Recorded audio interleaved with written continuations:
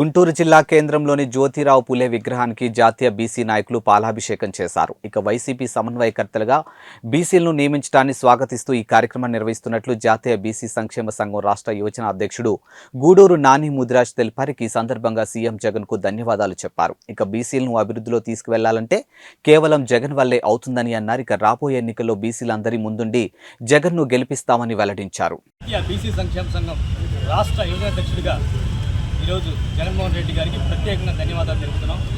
ఈరోజు ఈ జగన్మోహన్ రెడ్డి గారు వైఎస్ఆర్సీపీ నుంచి 50 మంది సమన్వయకర్తల్లో అసెంబ్లీకి పార్టిసిపేట్ చేస్తున్న 50 మంది సమన్వయకర్తల్లో 16 మందిని బీసీలను ప్రకటించడం అనేది చాలా హర్షణీయం, చాలా సంతోషకరమైన విషయం.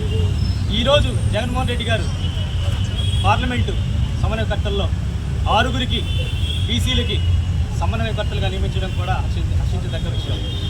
మేము జగన్మోహన్ రెడ్డి గారికి జాతీయ బీసీ సంక్షేమ సంఘం రాష్ట్ర యువజన అధ్యక్షుడిగా ప్రత్యేక ధన్యవాదాలు తెలుపుతూ ఈ 77 సంవత్సరాల భారతదేశంలో ఏ రాజకీయ నాయకుడు కానీ ఏ ముఖ్యమంత్రి కానీ బీసీలకు ఇన్ని పదవులు ఇవ్వడం అనేది మొదటిసారి జగన్మోహన్ రెడ్డి గారు చేసి చూపిస్తున్నారు.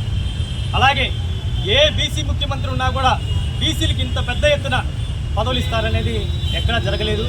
జగన్మోహన్ రెడ్డి గారు మాత్రమే బీసీలకు ఇన్ని పదవులు ఇస్తున్నారు.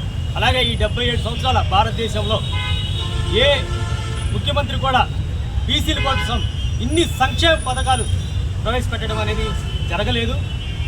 ఒక్క జగన్మోహన్ రెడ్డి గారు మాత్రమే ఈరోజు ఆంధ్రప్రదేశ్లో బీసీలకి ఒక పండగలాగా వాళ్ళని ఒక రాజ్యాధికారం దిశగా నడిపిస్తూ బీసీలని ముందుండి నడిపిస్తున్న జగన్మోహన్ రెడ్డి గారికి మరొకసారి ప్రత్యేక ధన్యవాదాలు తెలుపుతున్నాను.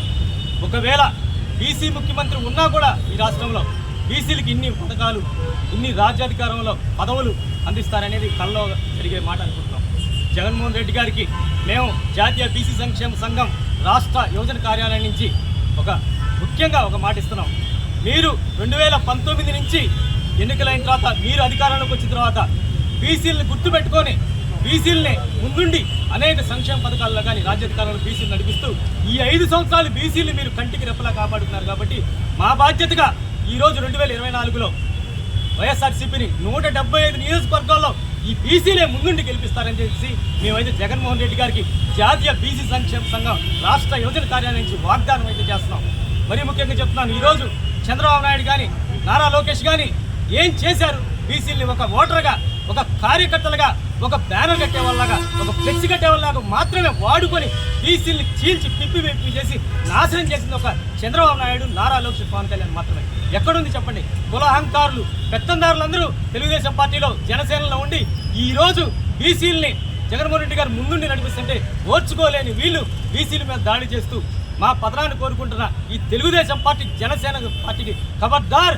ఈ రాజకీయ 2 జాతీయంకారులైన రాజకీయ పార్టీలకి మేమైతే గట్టిగా వార్నింగ్ ఇస్తున్నాం. మీకు బీసీ ఓటు అనేది ఆంధ్రప్రదేశ్లో మీకు పడదు.